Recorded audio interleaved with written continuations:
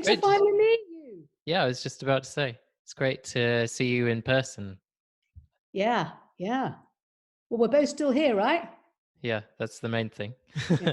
I wanted to get in touch via video because I see a lot of parallels with myself with the kind of things that you're doing. And I think it's quite inspiring to lots of people. And in particular, you shared a video recently on Facebook pertaining to a clinical trial that you're involved in. Yeah.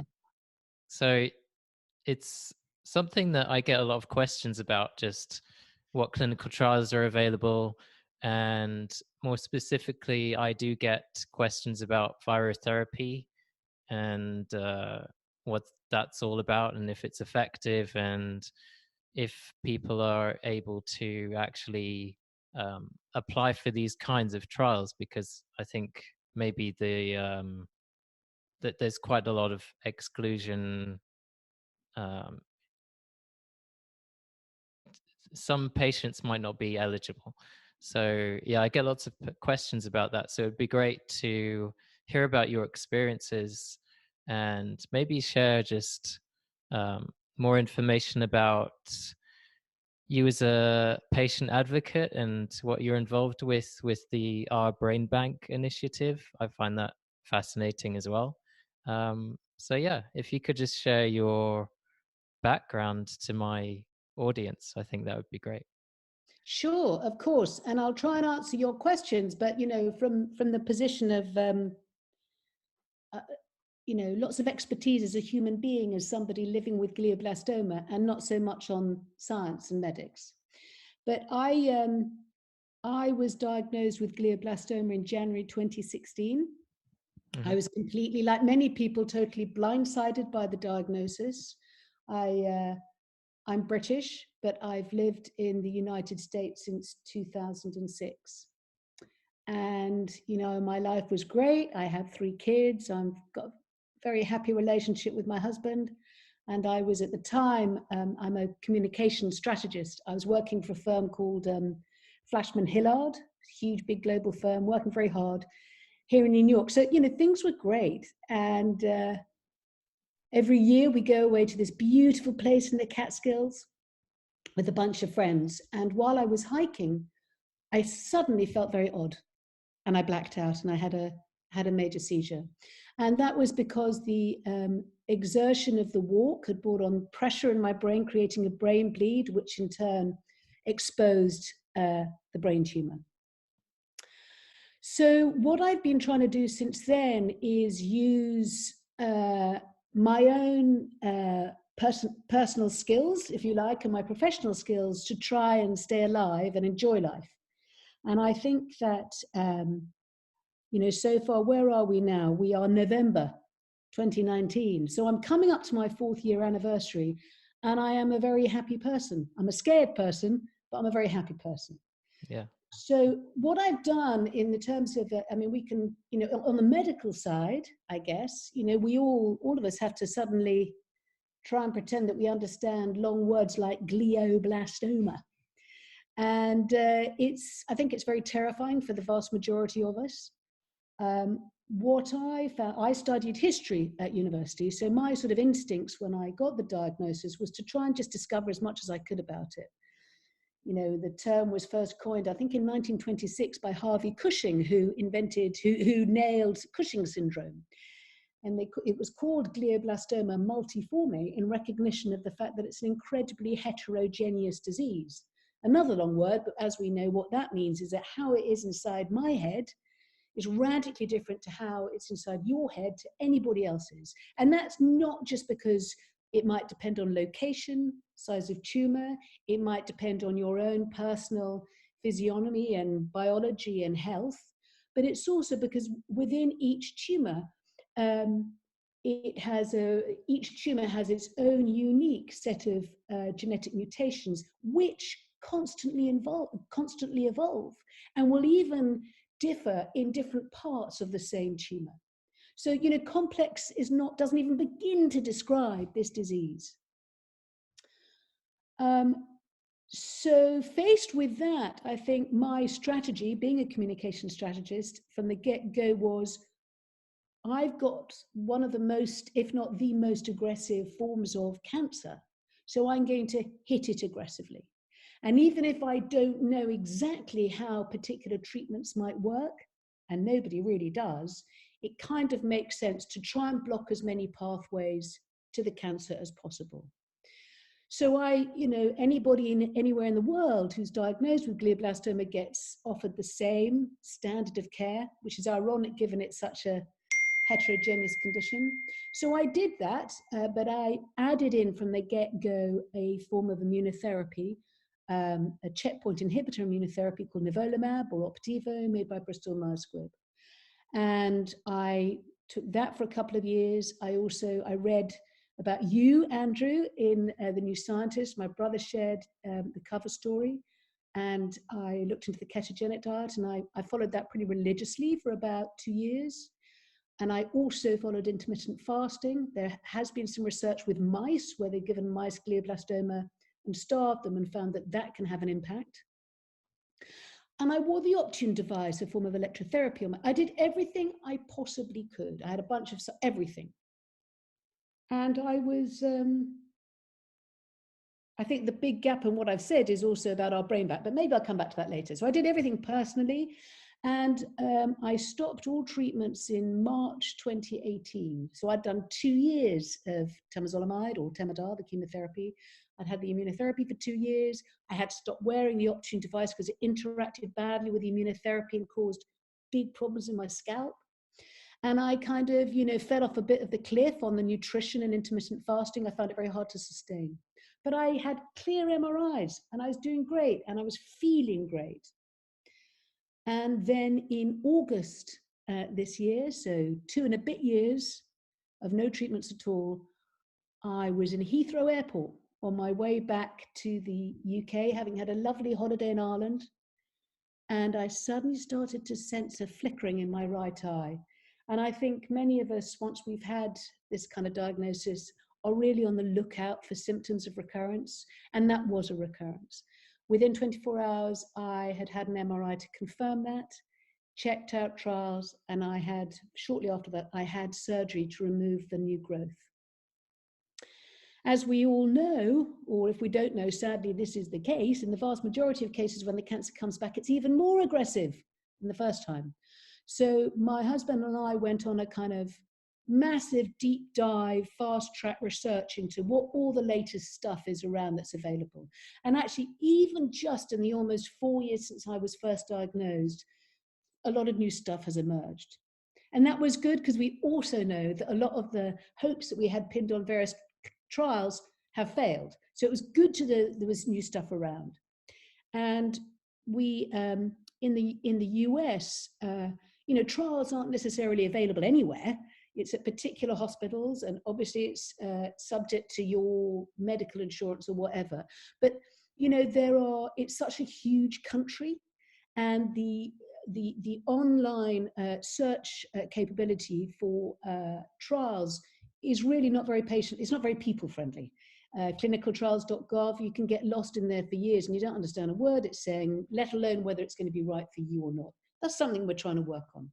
So what we did was we talked to my neuro-oncologist at Columbia, and he said, well, look, we can do a couple of things here. So at Columbia Memorial in New York, they now, with recurrent tumors, they do what is called an N of 1 trial. So this is the opposite model to a regular clinical trial. In a regular clinical trial, you'll have, say, 100 people testing one drug. In an N of 1 trial, you have 100 treatments being tested on one person. So they've taken my tumor tissue and they've embedded it in several mice who are running around somewhere at Columbia University, growing the tumor. And after a few months, they'll be able to test it with all these different drugs. And they've done a much deeper dive analysis of all the tumor mutations in my cancer. And they've matched each mutation with a treatment that is available for that mutation. Sometimes some of those are irrelevant because they're not capable of crossing the blood-brain barrier, but others might be. So I've got a much better fix than I had 4 years ago of what drugs might be available. Secondly, we talked to my doctor about going and searching elsewhere and seeing what other opinions there might be, and he thought that was a really good idea. So we headed up to DanaFarber in Boston, which is, you know, a dedicated cancer institute. I've got a number of friends treated there. I've been really impressed by when I'd heard David Reardon and Patrick Wen, who head up the neuro-oncology team, when I'd heard them speak. And I like the idea of a dedicated cancer center.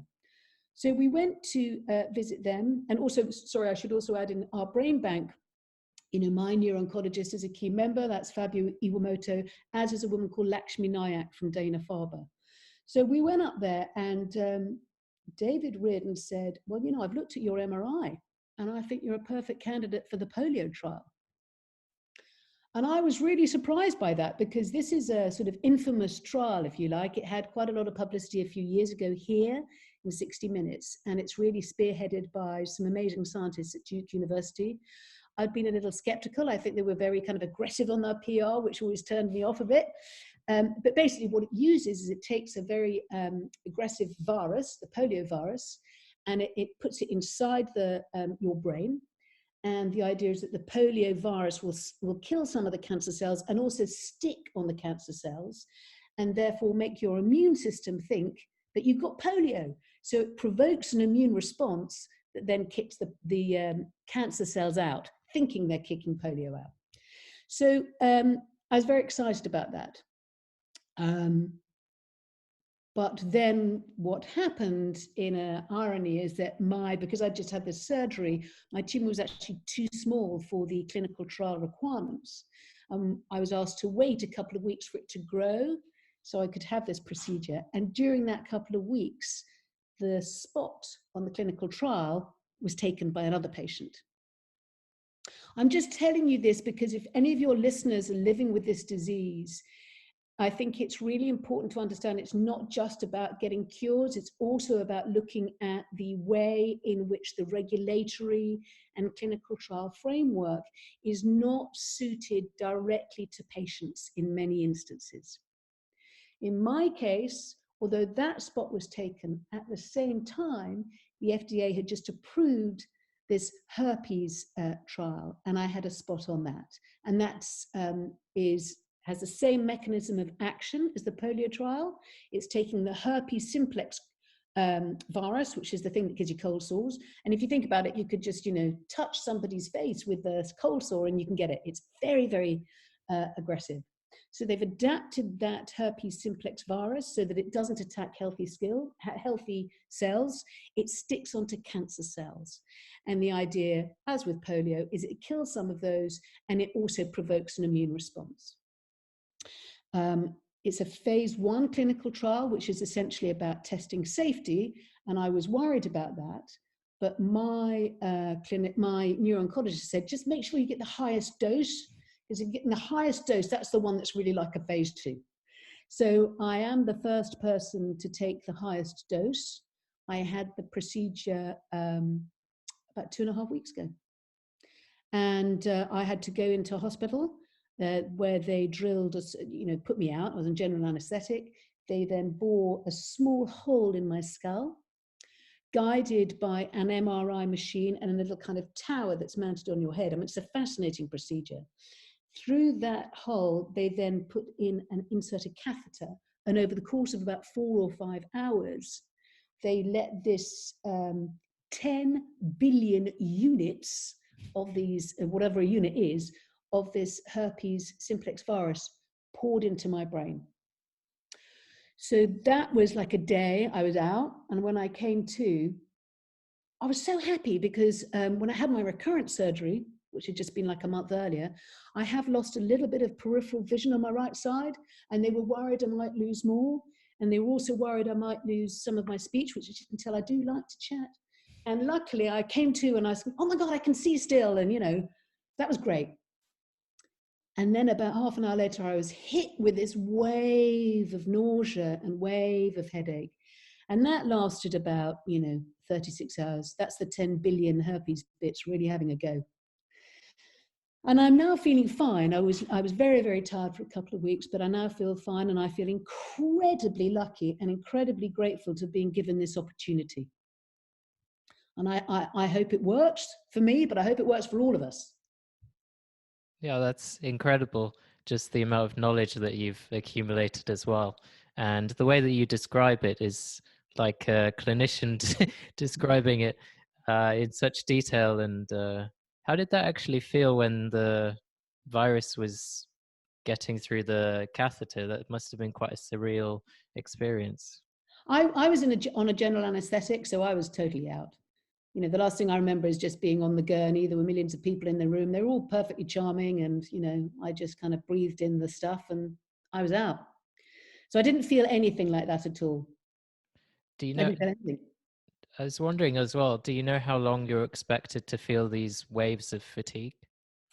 No, I mean, I think that it's gone now, but I think that this is so new that there's really very little baseline. They said you'll probably feel, you can just probably only have to stay in hospital a couple of days, and you might feel a bit horrid, but I felt much worse than I was expecting to feel.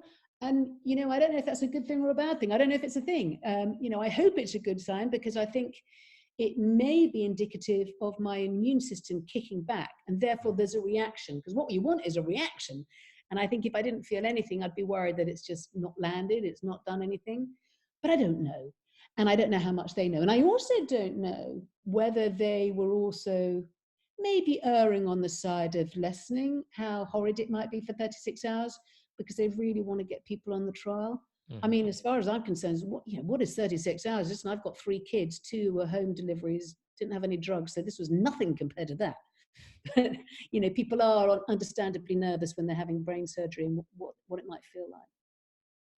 And what was the exclusion criteria for this trial? Do you know? Well, I think that the trial, and I would have to check this, I think it was really just for people with recurrence, as is often the case with clinical trials. You know, the whole clinical trial model is like, test things on the people who've got the least, the least to lose. You know, you feel a bit like a guinea pig. So I think it's just for people where the cancers come back. I think you also have to have, you know, a Karnofsky score of 70 plus. And this is interesting. So a Karnofsky score is, you know, a way of scoring your abilities. So say you've had brain surgery and you've been left with quite a lot of deficits as a result of the surgery or the location of the tumor or whatever, then you might be a, you know, score 50, for example.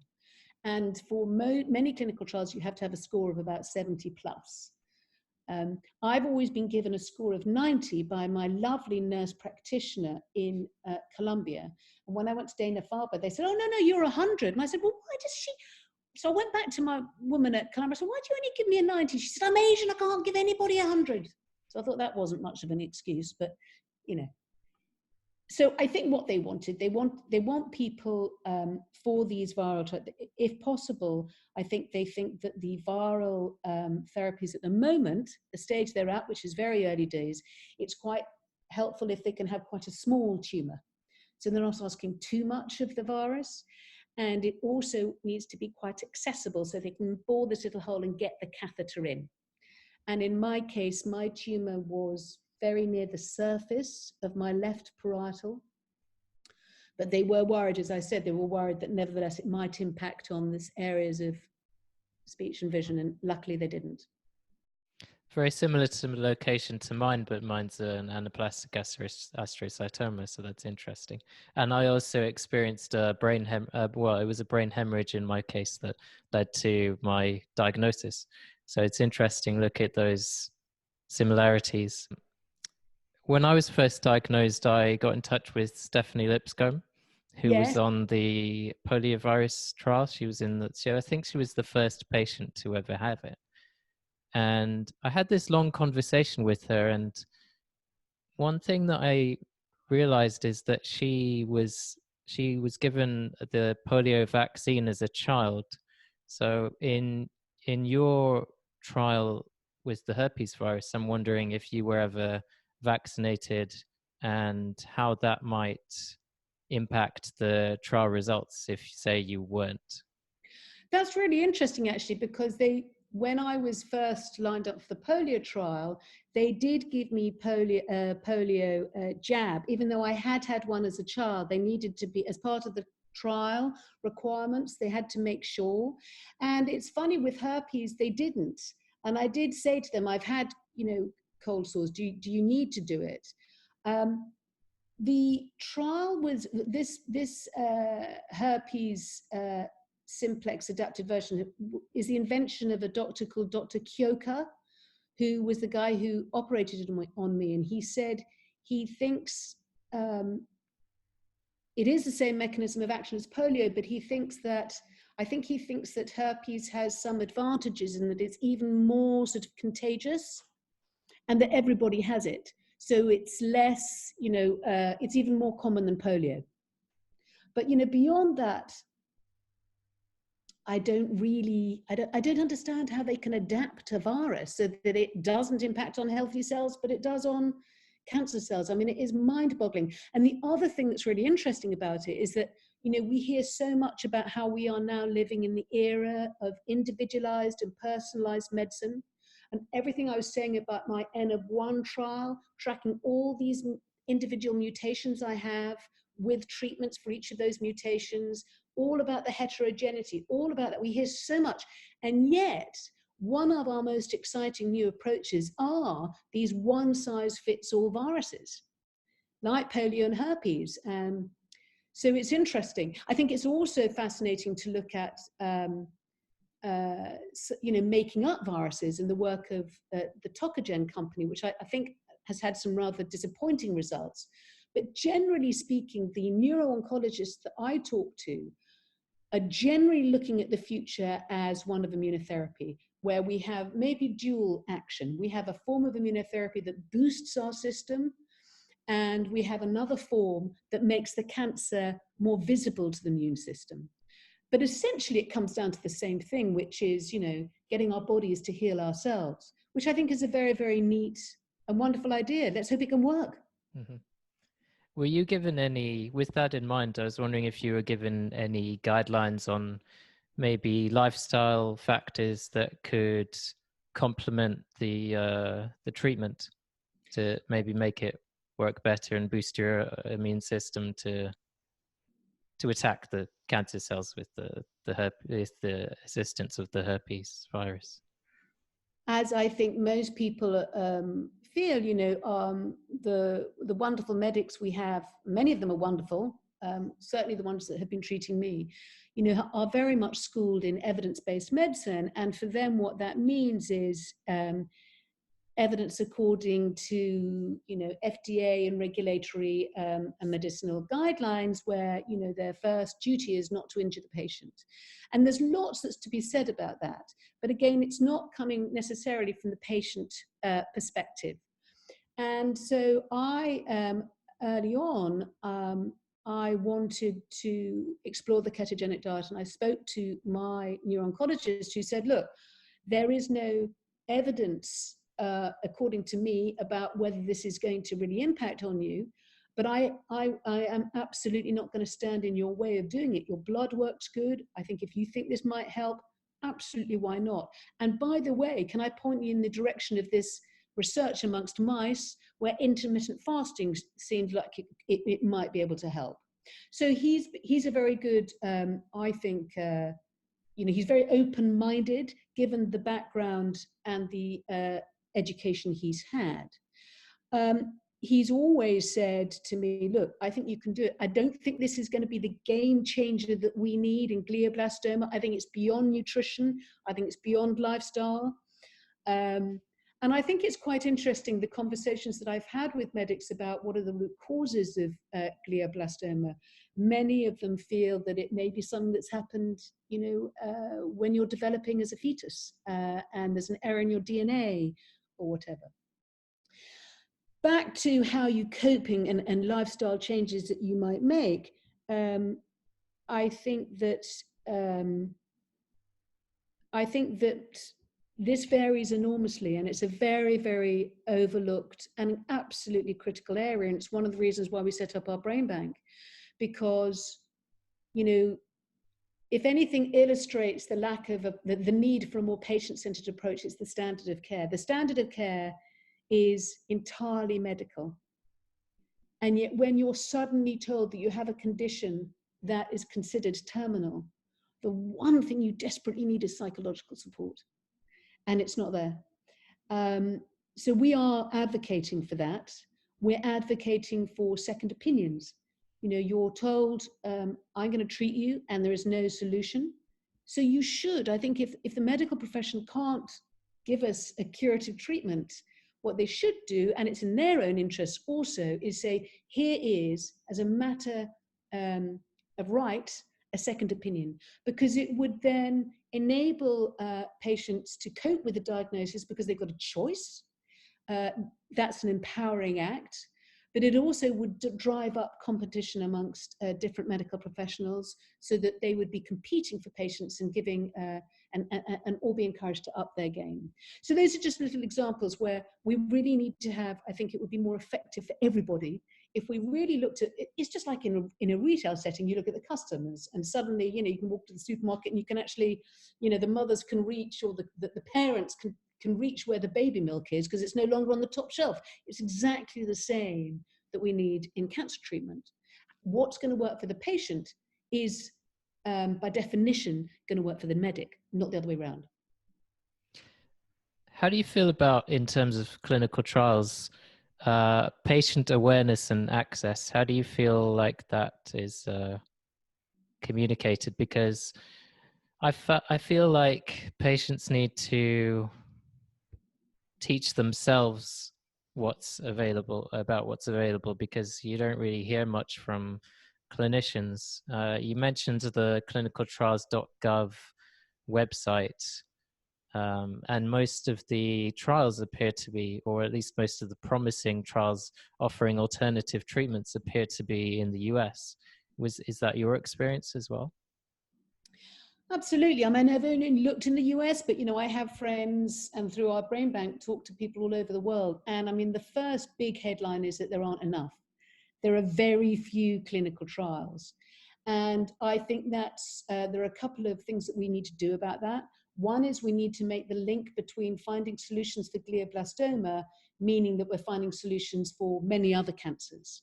And that's not thought of strategically in the way in which research investment and clinical trial designs are conducted. I think also we need to look at how we can improve the funding for glioblastoma, because, you know, the figures that are bandied about by the medics I know is that only 5% of applications for research funding into glioblastoma are successful. And that's an incredibly low number. So we've got to look at that to have more clinical trials available. Secondly, we need to look at the way in which they're described and the way in which they're promoted.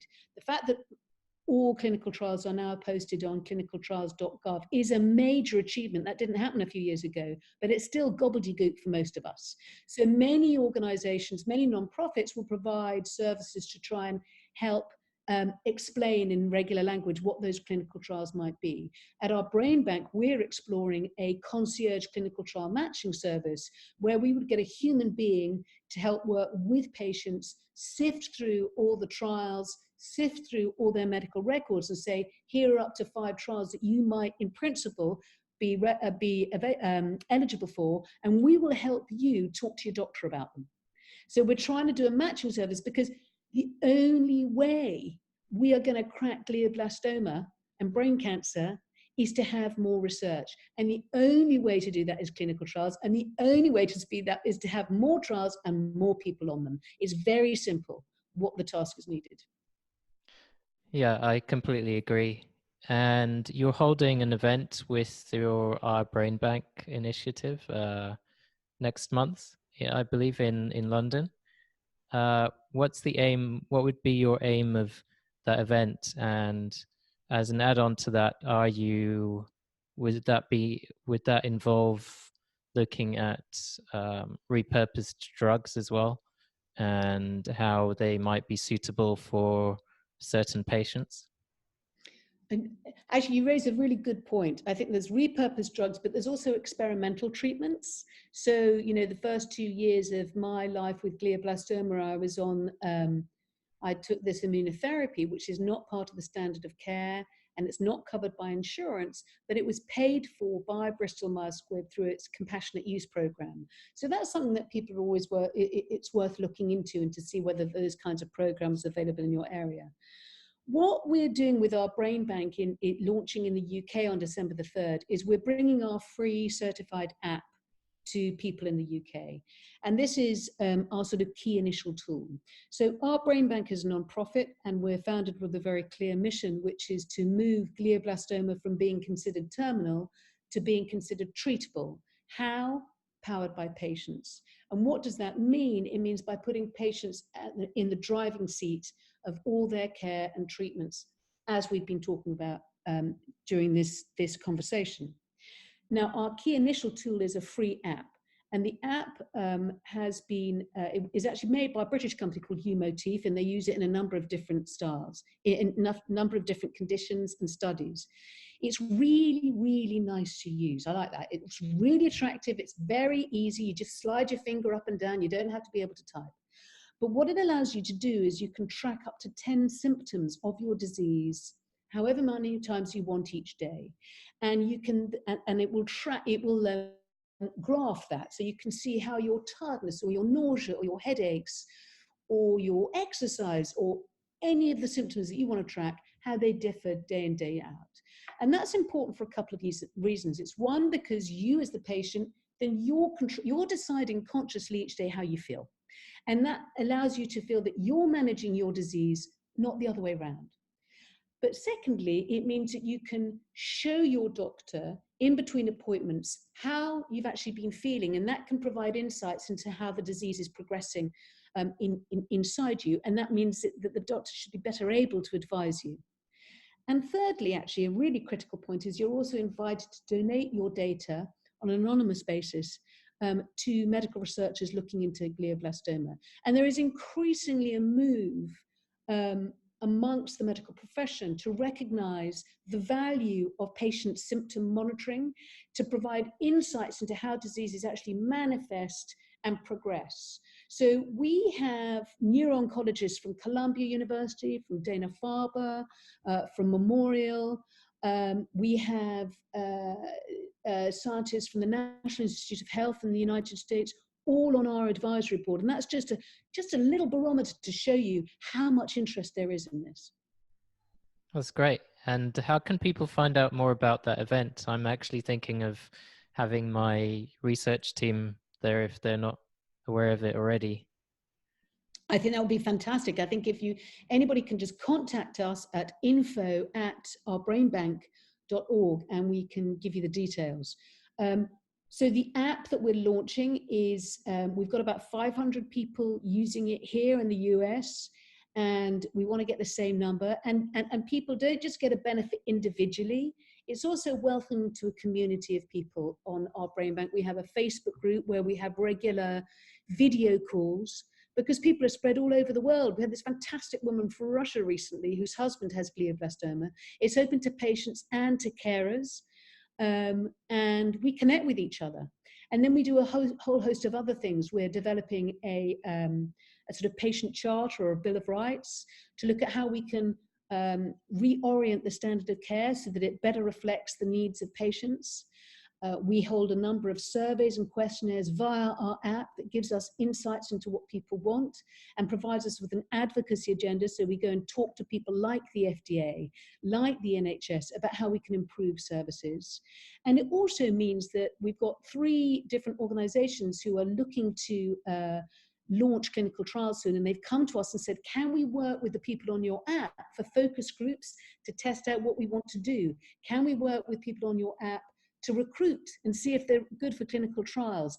And that's a massively important thing, because it typically takes 10 to 12 years to get a clinical trial from inception through to conclusion. Many of us aren't looking at that kind of time frame. So if we can help short circuit that process via the app, then it's winners all round. Yeah. How do you see the future, say the next 5 years, even with your endeavors and also what you have seen? What do you see the most potential in? That's a great question, because I've actually been posing that to our medical leaders. I think that it's the devil's in the data. That is the usual answer that we get. And in the UK, where you have an awful lot of data in one place at the NHS, it would be great if we could find a way of unlocking that medical data for better use. In the US, we have a very competitive landscape, and we're looking at how we can bust that open. So, options might include, it would be fantastic if we could all somehow create a great molecular registry for everybody with glioblastoma or other forms of brain cancer. And within this complex world of medicine, I think we're all still subject to thinking that we're kind of powerless as patients. This disease just suddenly arrives and we're just at the mercy of gobbledygook and complicated treatments. Actually, when you talk to the doctors, what you find is that their hands are tied. Their loyalties and that often to the institutions that employ them, and they'll find themselves, the honest ones will even admit to even subconsciously promoting the trials or the approach of their hospital over what might be better for the patient, or being in danger of doing that. And they say to us, you, the patient, you're really powerful because you're the ones without any vested interest. The only interest we have is in our staying alive and staying healthy. So what I see as the future is of this growing power of patients recognizing that we can say things and make things happen that are very hard for even very clever scientists. So I think that can reap really big rewards. I studied history. Let's look at where we've come from. Let's look at some of the most successful patient-powered movements of our lifetimes. And the standouts are breast cancer and HIV and AIDS. And both those diseases, it was patients and their families who were persistent, determined, relentless, and absolutely impassioned. And what I want to see, and I think we are going to see in the next 5 years, because it's already happening, is more and more demands to accelerate cures, to see how we can work together collaboratively with scientific leaders and doctors to find a common way through. Because the one common denominator we have is that everybody in this world is affected by cancer, whether you have it or a family member or a friend. So we have a common interest in cracking it. Yeah, I think you've summed it up very nicely. I was just wondering, in terms of the trial you're on, if you have heard from anyone else's experiences, or if that's not really allowed. I don't know. I don't know the kind of ethics of the trial procedure, if you're allowed to be in contact with other patients who are doing the same trial at the same kind of phase, or yeah, just if you know anything more about other patients, really. I think it's a great question. I haven't really asked yet, but I am going to ask. I imagine there's anonymity, but I also imagine the numbers are so small that the doctors will know if there's somebody who they think they could suggest if I wanted to talk to them. I think it's a tricky territory, though. It's tricky for a number of reasons. There are many people who will want to go on a trial, and the eligibility criteria will rule them out. And I sometimes imagine, if I was that person, how would I feel by being contacted? I also think that I would like to be able to get through my first MRI and know for sure whether this is impacting or not. Because to me, staying sort of emotionally stable is really important through this process. And so once I have that reassurance, I'll feel much more able to connect to somebody else on the journey. I think that we all have to learn how to manage our expectations and try and manage our emotions in what can be a very stressful time. But even if I can't get in touch with people directly, we're nearly all there on the internet, aren't we? And so somehow it will happen. In respect to your next MRI, are you expected to have a somewhat inflammatory response where the tumor might even get a little bit bigger before it starts to kind of collapse in on itself and just die off? How is the expected journey? How is that supposed to be? What the team says is that they won't give me an MRI until 2 months after the procedure, for precisely that reason. So at first, when they gave people an MRI after a month, they found, what looked like a terrible expansion of tumor. And then they found that that was just the immune response, clouding the MRI. So now they say to leave it a couple of months. So I've got, tantalizing wait to see. And then I think the trial protocol is, I think it's 2 monthly MRIs for a year. Wow. It's a really interesting treatment because it's only for a year that they do that, Yeah. This is all new ground. So I was talking to a woman who is thinking of going on the trial. She somehow got in touch with me, I think on Facebook, because I'd talked about it.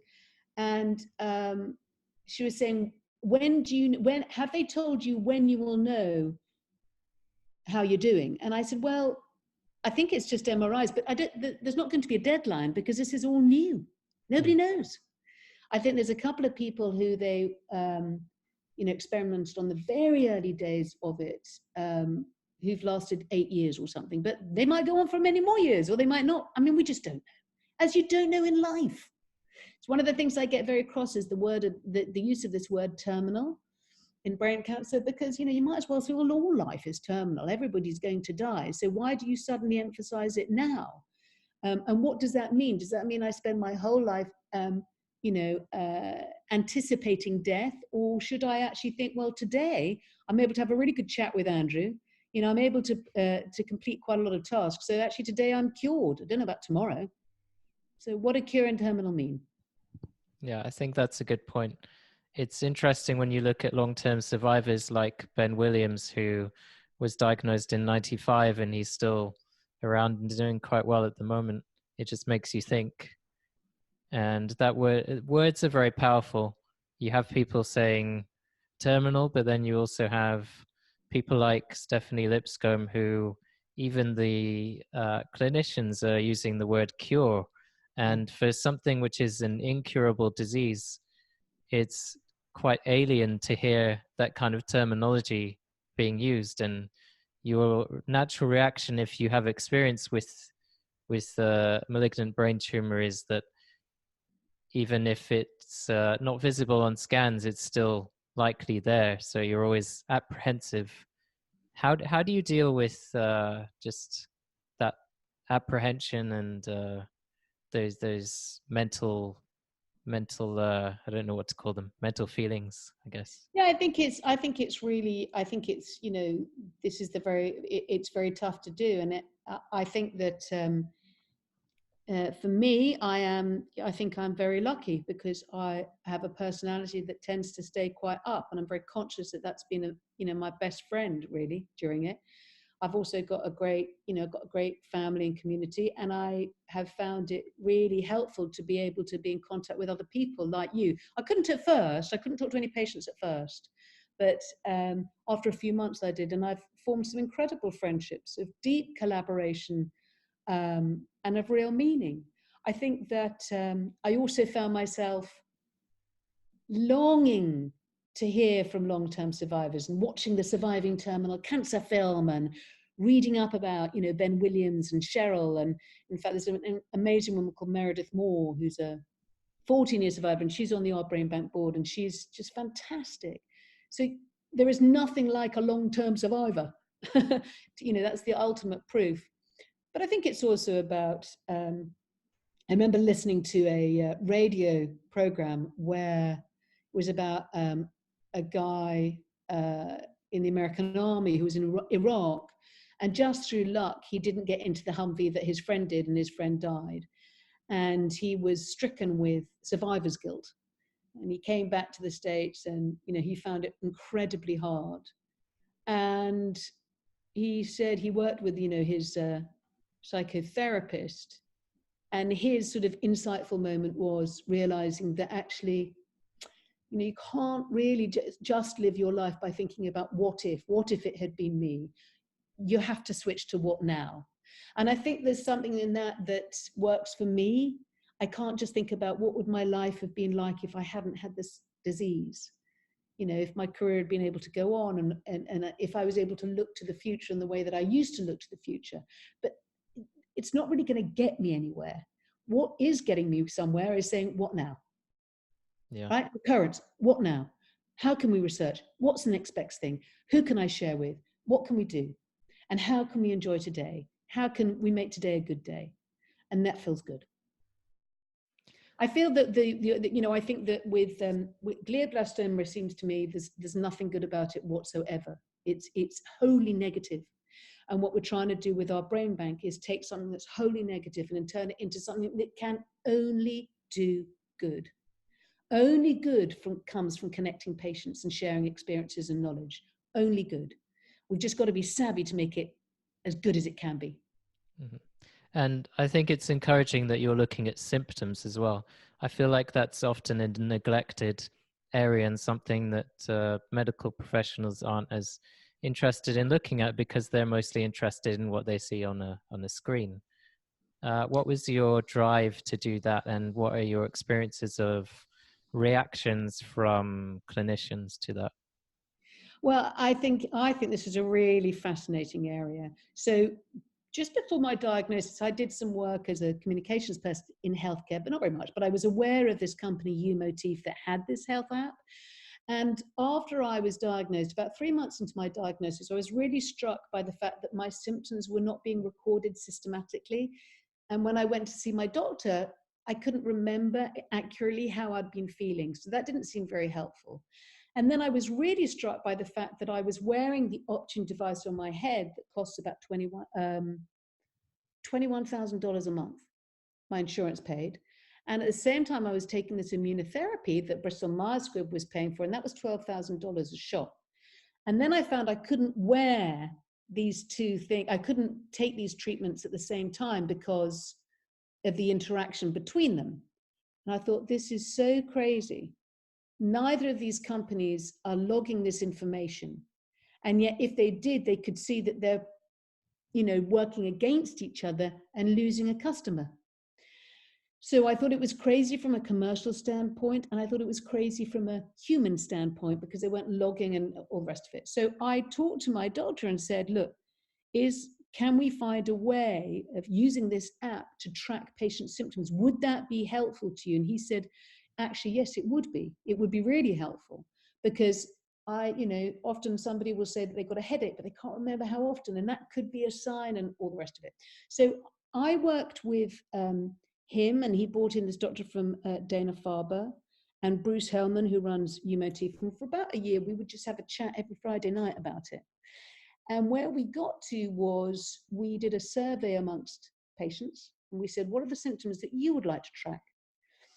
And we have 10 symptoms that you can track on the app, 4 of which are fixed that the doctors want everybody to track, very simple ones. But the rest, you can choose from a list of symptoms that came back from this survey amongst patients. And you can, on the app, you can share your data with your doctor. So when you go and see the doctor and the doctor says, how are you feeling? You say, well, look, actually, this is exactly how I have been feeling for the last 2 months. And I realized that I've been feeling much more nauseous. So can you do something about that? So that might help both in the day-to-day treatment of the disease, as well as providing more insight into how it actually manifests itself, which will help on a research level. It also means that, as we're building out the app, one day it would be fantastic to be able to include people's medical records on there, because that's where we really can get the real value from a research perspective. And this way we're building a community of people who want to be active players in their treatment. And it's the patients and also the caregivers, so that they're not just forced into this passive role, but they're able to say, this is how I feel. Please recognize it and please help treat me, not just what the blood work says. Let's not just look at these, so-called objective measures of what the MRI says. what I say and how I'm feeling has a value too. And that's just about valuing people. And it's upsetting the medical model. But we've had a very good reception, and there have been recent articles, you know, in many of the leading medical publications. There was research done by a guy called Ethan Bash in 2017, published at ASCO, the preeminent cancer conference. And he took a bunch of people with cancer, gave them a digital device to track their symptoms. And every day they shared that with their clinical teams, who were obliged to respond every day. And what they found was that led to actually an improvement in outcomes. You know, whether that was also they had a particularly vibrant group of cancer patients, even that aside, it just seems to me to make sense. Yeah. If you're involving somebody in somebody's care, they're going to feel better because they're playing an active part. Otherwise, they're frustrated beyond belief that nothing's happening and they don't know what to do. Also, with that, are you able to complement these forms of documentation with maybe using wearable devices to monitor things like heart rate variability and maybe even things like sleep cycles and other metrics of quantification? I think that all of this is coming down the pipeline, and with the advent of AI, we're looking at having other ways of recording people's, you know, real world experience in real time. I think there will come a time though where it could be quite interesting to see which way it heads, because as AI kicks in and you can wear something that records much of you without you having to actually say it, it's just recorded passively. I think we might lose sight of one of the most powerful things about having this active patient involvement in recording symptoms, and that's this consciousness of the disease. Being conscious of something means that you're able to recognize it and perhaps deal with it better. And if that's taken away from you, then that element of control also goes. So we're a little wary of that. But I think there are other things that the app allows, like on the app we have games. And these are neurological little self-testing games, but they're actually not just pleasurable, they're actually really useful and slightly addictive. So there's one where you just balance the phone and there are two circles that when they match up, it goes green. So you know you're in balance. So say one day I wake up and I play that game and I just find that I can't balance it. I might be totally unaware until that moment that something's happened in my brain, because many of the symptoms of brain cancer are invisible. But that could act as an early warning system. So I could say to my doctor, I cannot align these two circles. Maybe something's happened. And that could make the difference between spotting a recurrence when you can do something about it and one when it's too late. So there are games, there's a journal, you know, you can share all your symptom tracking with the doctor, and you can also see on the app where everybody else using the app, where they're from, which parts of the world they're from. And so you realize that you're part of an increasingly global community. And that just makes this journey one that's actually quite exciting and not just negative. And this app is available now. So if I search for it, I could find it. It will be on December the 3rd. It's just going through its ethical approval, and we've been given the provisional yes.